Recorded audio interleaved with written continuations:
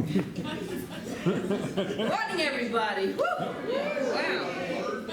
This is to let you know we have a series in transformation, and this is our third talk of that series. So we're halfway through our 28 days of transformative activities, which, as Reverend Brenda said, are on our website, joyfulgathering.org, so that you can download these and do them every single day.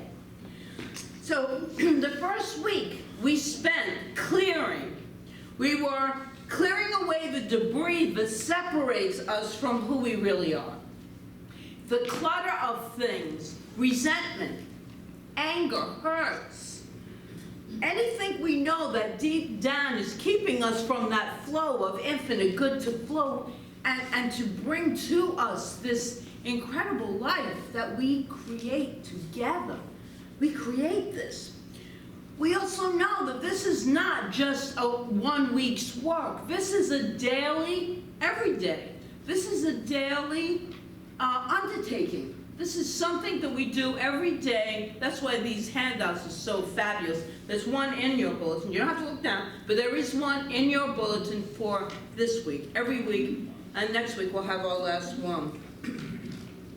So our intention is to keep clear our space, our external space, and our internal space.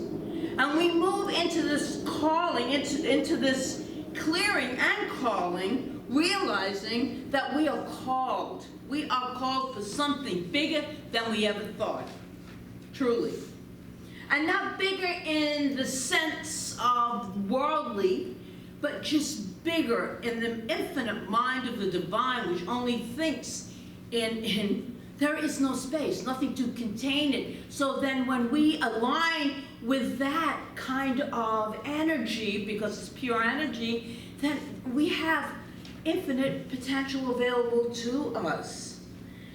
So it's bigger. This calling, this is all about the call of transformation, and this is today about navigating that transformation. But that calling of spirit gives our life such meaning. It gives it meaning and aliveness, okay? We see beautiful examples of this in the life of the master teacher Jesus. When he was in the temple, astounding those around him who had been teaching for many, many, many years. He's 12 years old. And when his parents, who had been looking all over for him, they came and found him, and they said something to the effect of, "There you are, and what are you doing here and not with us?" And Jesus said, "Know ye not that I am about my Father's business?" Don't you know that there is a call in me that is different from what we think it should be, what the world has told us it should be? He was in his spiritual adolescence, and we have a spiritual adolescent shift. When we begin to be aware that we have been called for something different than what we might have thought that we were here for. It happens all the time, if you're open and receptive to it, yes? So our work here today, our work here last Sunday, and all the past Sundays before this was to deepen into the understanding of what is currently calling us as we creatively align with love's leaning, which is our acronym for CALL. Creatively aligning with love's leaning. And love seems to be the theme today. The Spirit has designated that in both the musician and our speaker. So love is in the room today. So listening, we were to listen last week. Listening in meditation, or when we were about our daily activities, for that indwelling voice, feeling, energy, urge. We know it when we feel it. We just know it. The guidance to step forward in some way in our lives. Since the universal mind, divine mind, does not differentiate between large and small. It doesn't know that. Then that's for us to also pay attention to. To pay attention to when that still voice comes through us, that intuitive God voice comes through us. It is directing us in ways that we could never plan for ourselves. How glorious is this? It's so important to develop and cultivate that relationship with the divine. It is so important because that's who I want to listen to. And today we're going to talk about a place we sometimes arrive at as transformations begin. So everything's changing, right? And so we're like in between the transformation itself and the old way of being. As we experience the newness of a transformed life, we may not be completely comfortable in our own skin. We might feel a little uncomfortable. We might not quite know how to navigate life in this new way. So as I was preparing this lesson, I wanted to give us a perspective from which we can understand this time of transition. I wanted to provide a framework for understanding that seeming gap between living from who we thought we were and to living in who we really are. Who we really are. Perfect song. Who we really are. Yes. Who are we really? I mean, seriously, it shifts, it changes. This is all part of our transformation. But we're talking about this now moment here.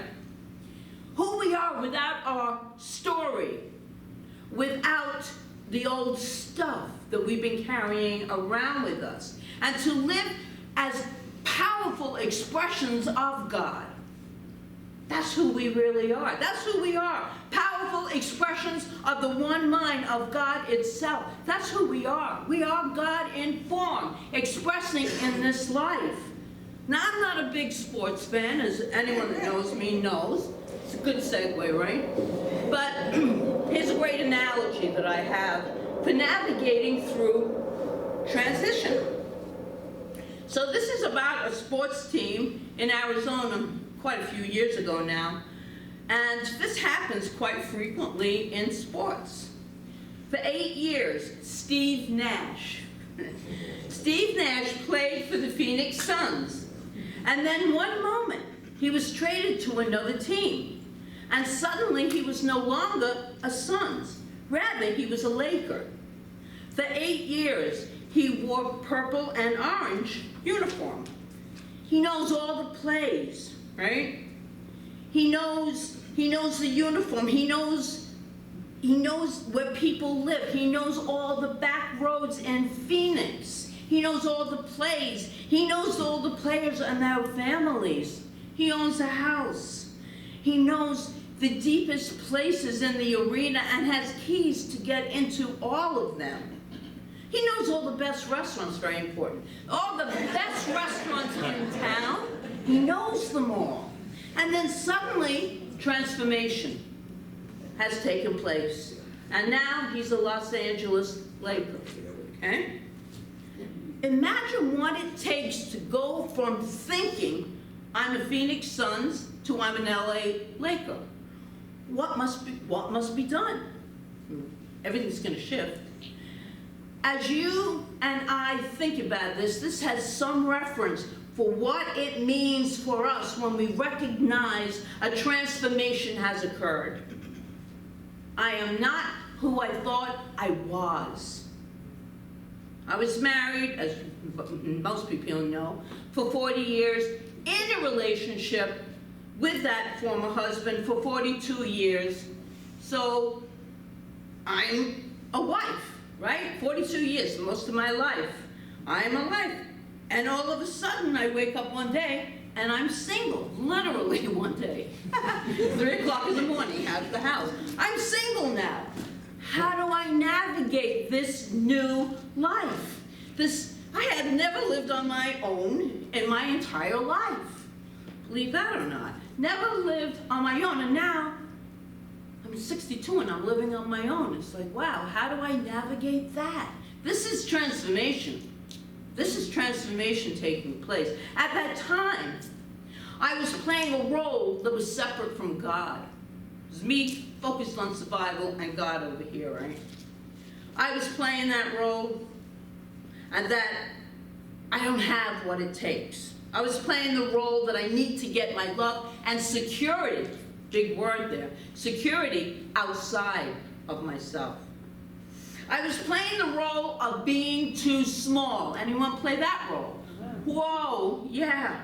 I was playing the role separate from God, from the divine. When such changes occur, our lives look like they're turned upside down. And we have to take a really deep look at ourselves. And what I found was, oh wow, I have no one to argue with, number one. Everything that's taking place is like my responsibility. Wow, a complete shift in who we are, taking a really deep look at who we are. Not at the role that we were playing, but at a new way of being. And it takes a while to catch up to that. You don't know all the back roads here. You haven't read the playbook yet. You don't know which is the right key, and you don't know which key unlocks which door. But if you're like Steve Nash, you don't come out on game day in LA and sit on the bench and say, I don't really feel like a Laker yet. I still feel like I'm part of the Suns. So I really can't play today. Maybe someday I'll feel like a Laker, and then I'll play, but not today. I can't play today. There is no therapist on the bench who is going to help Steve Nash feel like a Laker. He just has to be one. He just has to be one. He has to suit up and show up. He has to put on the uniform. There is something very empowering about that concept. So I want to say it again, and this is for all of us. In life, we have to suit up and show up. We're gonna be empowered. We want to live a life of whatever that word means to you. We have to suit up and show up. We do. You don't have to wait for your feelings to catch up. No. You don't have to do the thing you think you're here to do. You just have to assume that you can. That act as if is very powerful. Very powerful. You just put on the gear. It really isn't different from what you've been wearing. It just has a different image. You put it on because you stepped into it. You don't wait until you feel like it. If you get a new perspective about it, you just don't sit on the sidelines. You get up and put one foot in front of the other. And you move. You move ahead.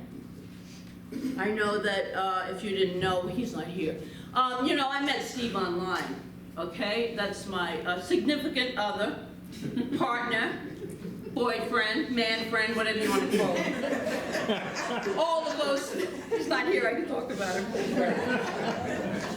But I was never going to go online. Hello? I don't do that. I'm from Manhattan, we don't go online. This whole thing is running through the head. But I said, and those of you that know me know that I said this, that, wow, God is my source, and if I shut down one channel, I've shut down the channel that God might be expressing through. So I kept it open. And he showed up. So there you have it. Suit up and show up.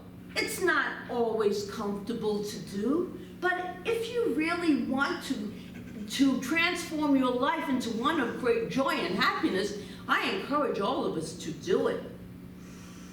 So here's a story that I have. It's a letter that a student wrote to her parents to put the word perspective into some kind of order here for us. So, She went off to college.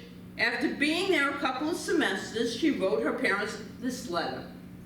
Dear Mom and Dad, I'm sorry I haven't written you lately, but all my things were destroyed in the dorm fire.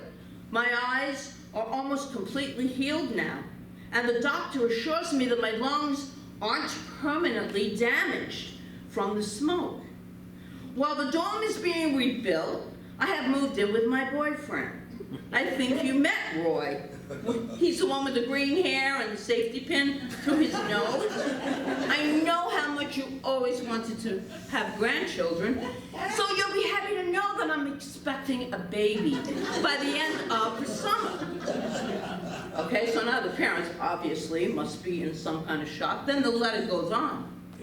You'll also be happy to know that there was no fire in the dorm, my eyes are not damaged, and my lungs are fine.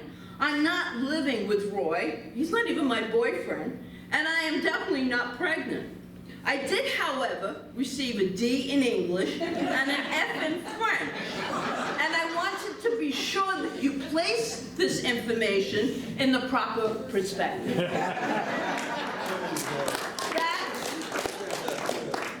That's what it means to put things in perspective. And so, what does it truly mean to put things in perspective? In the New Testament, we find Paul writing about the proper perspective. He calls it the mind of Christ. In Philippians 2:5, he says, let this mind be in you, which was also in Christ Jesus. And then Ernest Holmes, in Science of Mind, on that quote said, St. Paul said that we have the mind of Christ, which means that each of us has immediate access to the intelligence of the universe.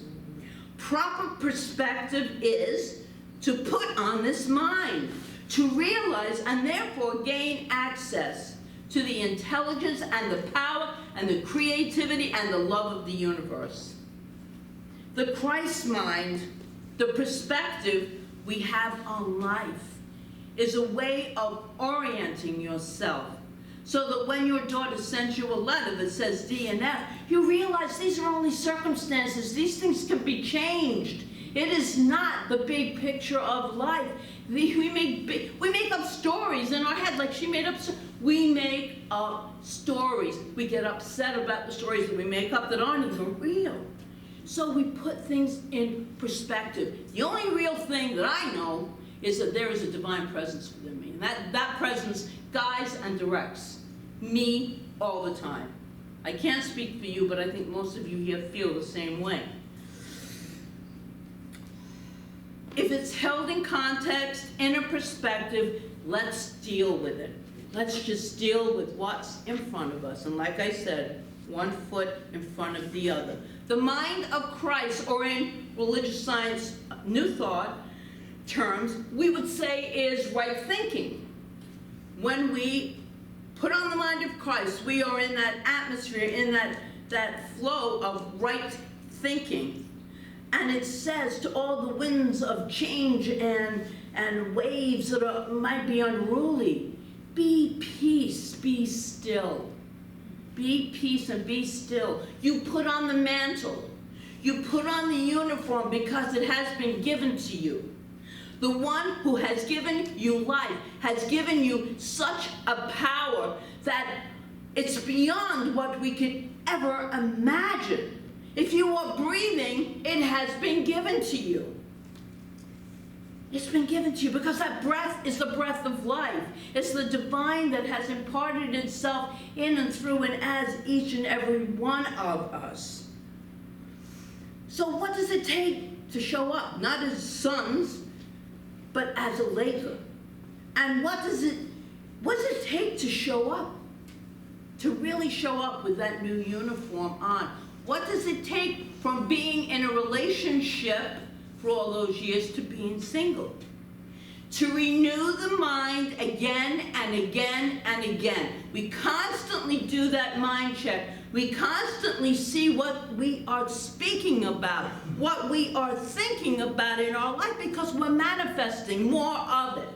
So make sure that you are thinking and speaking in ways that what shows up is what you want.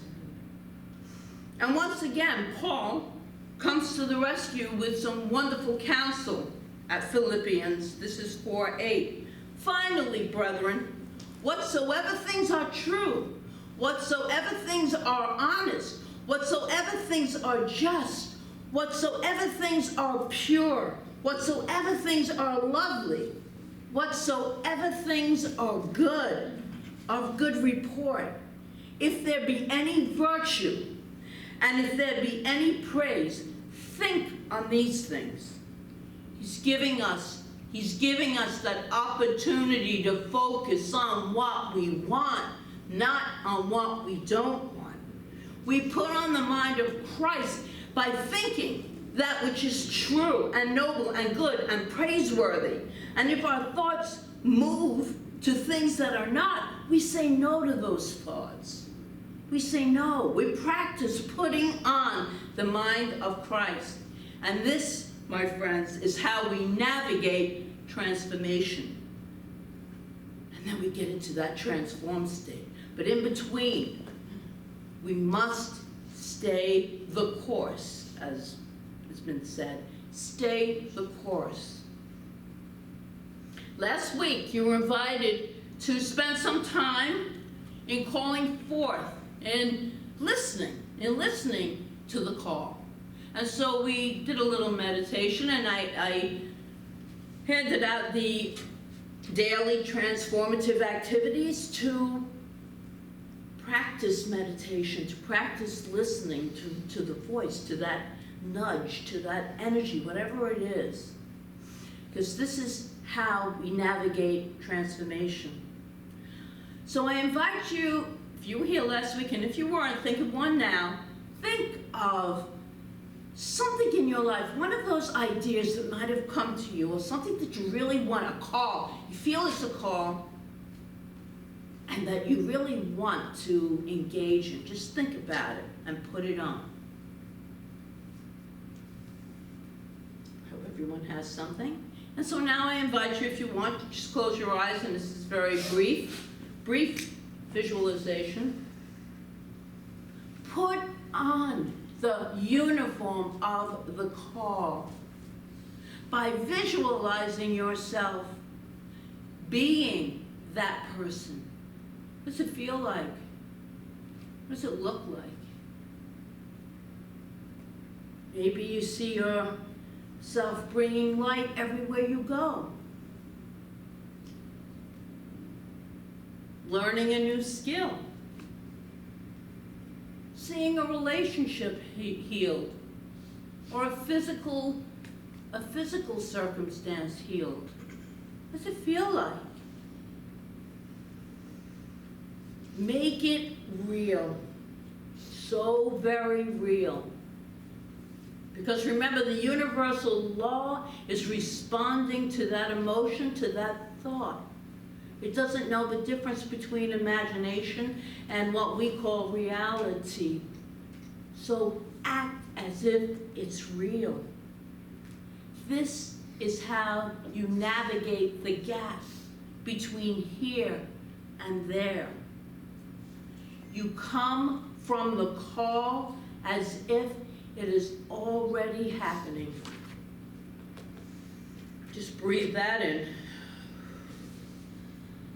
Okay, and come back in and open your eyes. And in that process, there is one other thing to do. And that's simply to stand and trust in the divine flow of life. Trusting that there is a power for good. It's not just this God up in the sky. It is this power for good, and you contain it. You live it. It lives in you. You're breathing. God is breathing you. This is the flow that supports us in every way. We can trust it because it does not shift. It's always infallible. It is our foundation.